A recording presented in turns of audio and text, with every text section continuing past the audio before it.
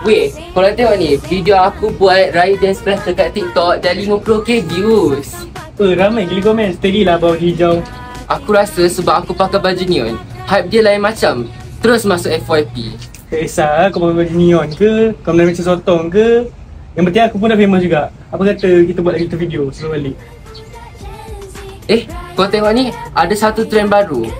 Balik kampung transition challenge. Orang buat sebelum naik bas. Lepas tu next script dah ada dekat kampung siap pakai baju raya lagi. Kita try jom. Smooth gila. Ini kau join sekali lah. Tak payah. Alah, jangan spoil mood lah bro. Raya kot, semua orang happy. Happy? Kau happy sebab kau ada kampung. Ada family lengkap. Ayah aku tiap tahun sama je. Tak ada ayah. Aku tengok online seronok nak balik kampung. Siap buat vlog packing barang nak balik kampung. Excited, ada yang excited nak balik rumah atuk nenek. Tapi raya aku sama je. Sabar hari ni. Tak tahun aku tunggu ayah balik raya. Tak tahun aku tunggu video call dia. Korang tahu tak rasa dia macam mana? Aku tak pernah fikir dari segi tu. Ingat semua happy time raya. Rupanya tak semua macam tu.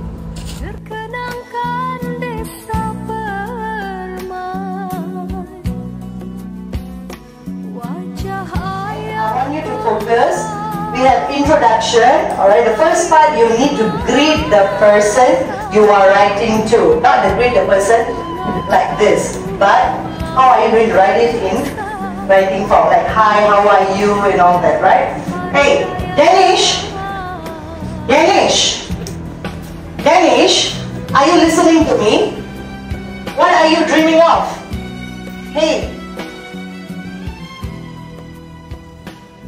Danish, saya dapat laporan daripada cikgu kamu yang kamu katanya tak bersemangat, tak fokus dalam kelas, rasa macam tak happy saja. Ada masalah?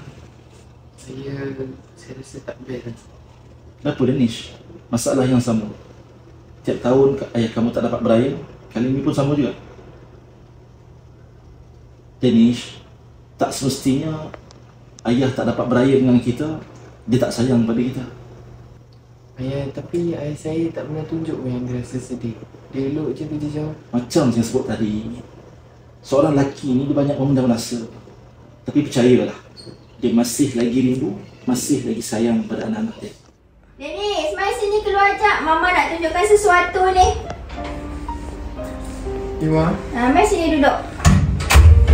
Tengok ni, Mama dah belikan baju raya untuk tahun ni. Baju ni abang kau suka sebab warna ni memang kegemaran dia. Abang? Buat apa beli? Buang duit je. Bukan dia ada pun dengan kita. Jangan cakap macam tu Dennis. Abah kan pergi cari duit untuk kita. Tak baik cakap macam tu tak. Kalau abah dengar kecil hati. Tapi Ma, ni sudah bosan lah. Setiap tahun sama je. Apa guna ada abah kalau tak pernah ada dengan kita?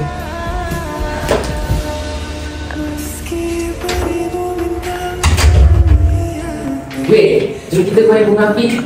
Alah, kau tak boleh sedih-sedih macam ni. Tak ada mood lah. Ni, kalau kau macam ni, ayah kau lagi sedih tau. Aku tahu kau rindu dia.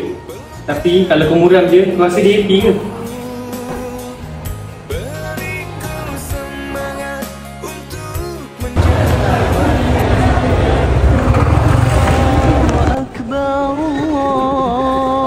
Baru tak balik. Assalamualaikum. Ni siapa? Assalamualaikum. Assalamualaikum. Abang! Bakal tengok anak apa sedih lagi.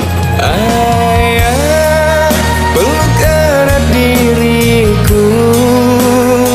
Apa nak bagi anak apa sedih lagi. Kita raya sama-sama.